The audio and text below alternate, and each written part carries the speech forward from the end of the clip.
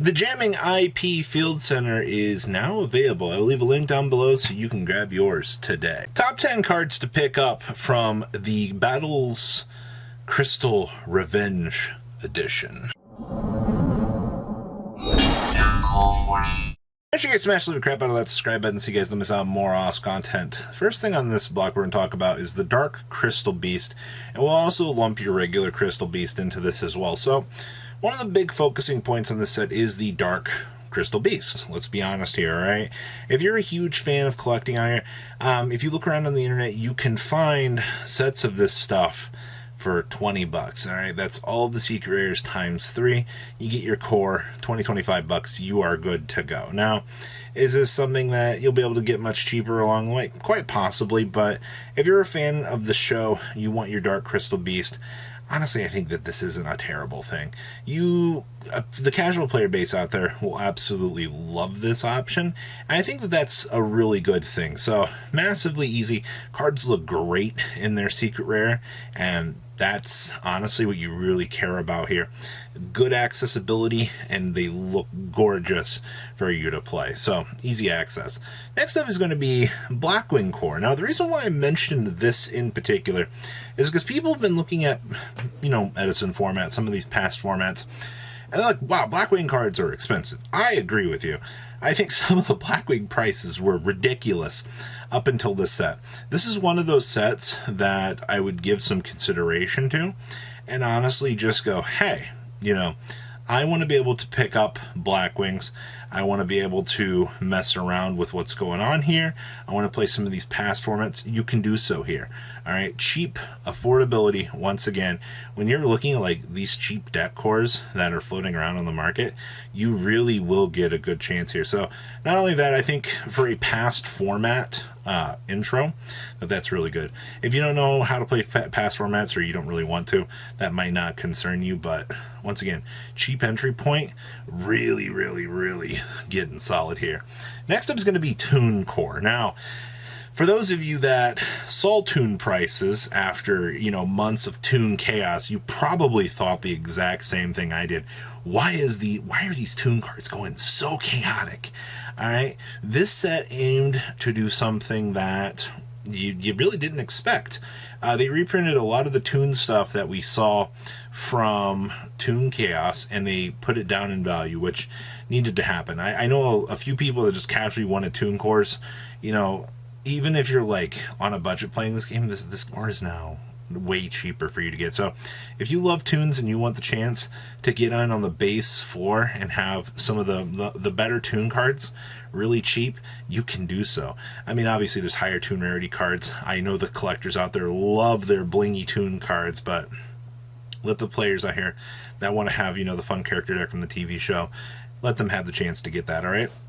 Now, next up is going to be the Plunder Patrol cards. Now, the reason why I bring this up is I kind of have been enjoying what they've been doing with Plunder Patrol, especially after the next ship comes out. The deck gets a whole lot better. I didn't actually think that the new ship would catch my interest in the way that it has, but they've been reprinting the Plunder Patrol cards. It kind of held back for a little while, but this deck, not a lot of people play. And it's a very skill curved deck for sure, but now you can get, the Captain in Secret Rare. Emblem got the reprint in combination with all of the older stuff that's available and floating around. Good stuff to Konami for this. Alright, so heads up, I would actually give some massive consideration here to picking up copies of the Plunder Patrol stuff, just so that I could have it in case I want to mess around with the core. Once again, cheap affordability is what you're looking for here in a lot of this stuff. Next up is going to be EN Shuffle. Now, this made me happy. This is the one that lets you shuffle an element to your Neospatian monster you control into the deck, and you can special summon an element to your Neospatian with a different name from your deck. So we can toggle a Stratos into, like, something better, and then we can capitalize on that. Alright, that's pretty good. You can banish Scar from Graveyard, shuffle both one Elemental Hero and one Neospatian, or one Elemental Hero Neos, from your graveyard into your deck, and then draw one. Well, Duelist, Like I said, this is going to make mask change control, Dark Law Turbo. This card basically makes it so much faster, and that's really what you care about. So Hero Player's got a big win here. I don't know where, Wake Up Your Elemental Hero is. Have you guys seen Wake Up Your Elemental Hero? I figured it would be in this set, but we just we dodged around with that one. So wee little bit discouraged by that, but I think that's fine. Next up is your Borreload Savage Dragon. Now, after the loss of, Halki Fibrax, Borreload Savage has been kind of going down in price. But formerly, this card had a pretty expensive price tag on it. I'm not going to lie to you on that. It wasn't too inviting. You kind of turn around, take a peek at some of the more recent things that have been going on. You're like, Borreload Savage, it's up for the reprint here. It definitely looks way more inviting to pick up a secret rare version than the former. And I do agree. Like, I'm glad that they did make the reprint for this so that you can get it. Once again, affordability. Now, the only real thing right now that I think plays it is, Dragon Link. So I would still pick up a copy just to have it. I've learned my lesson throughout the years that, it stinks when you don't pick up a copy of something because you're like, oh no, that just came back into the format. What am I supposed to do about that? Well, you pick it up while you have the chance. That's typically how it works. Now, on the topic of Dragon Link here, we're going to talk about Chaos Space. Now, Chaos Space is truly one of the more unique cards in the game. It facilitates all of the chaos functionalities that you come to know and love in the game. Discarding the light or the dark, getting to add a light or a dark that can't be normal, summon, or set from your deck to your hand, and it gives you the ability to shuffle back and draw one. So it's a self-replacement effect, technically with an extra step or two, but we do get the secret rare version of this. This is technically one of the better upgrades in this set, and I guess you can argue that, honestly, you could have put Chaos Space here or Selene, but I actually didn't put Selene on this list because with the loss of Halki Vibrax, even though it looks beautiful, Selene's play in the format has dropped dramatically. So I think Chaos Space is the much better pickup. Even though the Selene looks nice in the set, I'd put Selene at like number 11. So just if you were wondering that, all right. So Chaos Space for that good pickup. Next up is going to be the Clockwork Knight. And you're like, wait, what, Robbie? You're putting that all the way up here? All face-up monsters on the field become machine monsters. Yeah, every Cyber Dragon player in the room just giggitied. All machine monsters you control gain 500 attack defense, and also machine monsters your opponent controls lose 500 attack defense. That's minus 1,000 attack, by the way. 1,000 attack difference, blah, blah, blah. Alright, and you can banish this card from your graveyard, discard a card, and an Earth Machine monster from your deck to your hand. You can only use this effect Clockwork Knight once per turn. You can only activate one Clockwork Knight per turn. So Cyber Dragon gets to just slurp up an entire field of things for a giant contact fusion, is what you just told me with this card, and it gives me the ability to search for an Earth Machine monster for a discard one.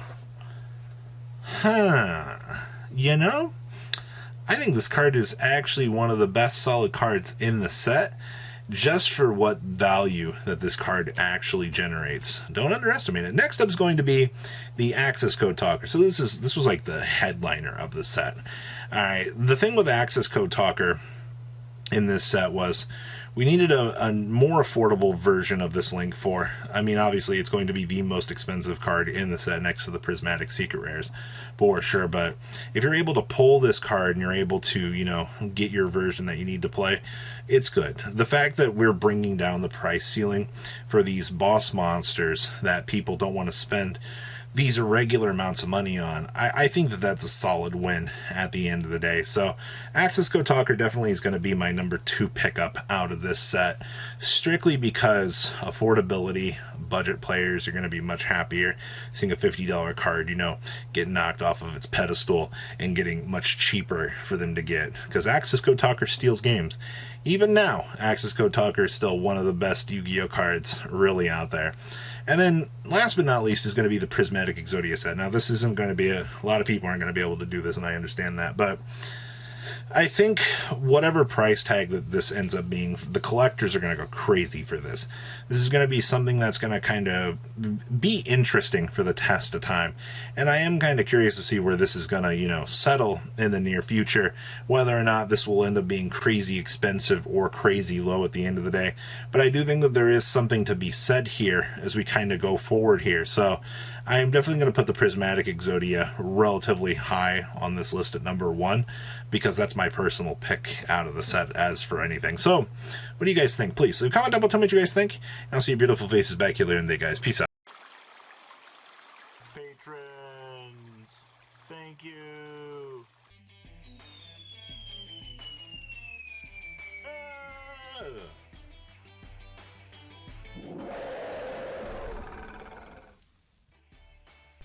Thank you so much for watching. Check out these other videos.